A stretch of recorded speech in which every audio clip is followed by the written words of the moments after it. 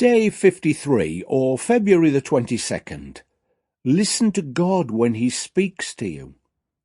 Our thoughts today are from Deuteronomy chapter 6, verses 4 and 5. Hear, O Israel, the Lord our God, the Lord is one. Love the Lord your God with all your heart and with all your soul and with all your strength. First, the big picture surrounding these verses.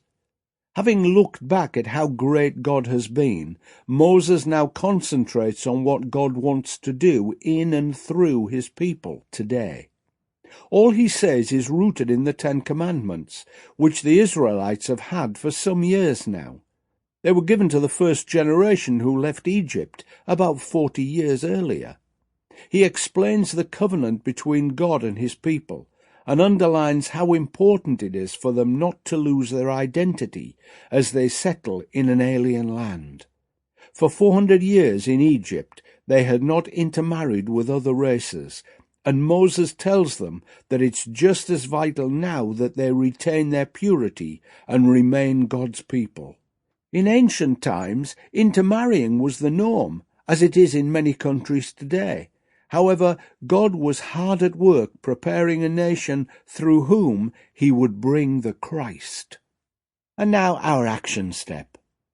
Have you ever spoken to someone and just known they weren't listening? Yes, I'm speaking to you. When Moses was given the 10 Commandments back at Mount Sinai, just after the Israelites had escaped from Egypt, there were high hopes that life would be better from now on. We've all had that experience, I'm sure.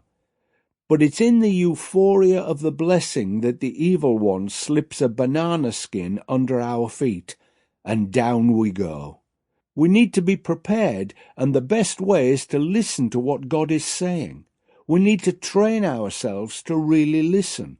Jesus said in Matthew 11, verse 15, "Anyone with ears to hear should listen and understand." Be sure to listen for God's voice today rather than just being present when he speaks. After all, it's for your own good and ultimately the good of others. God's always worth hearing.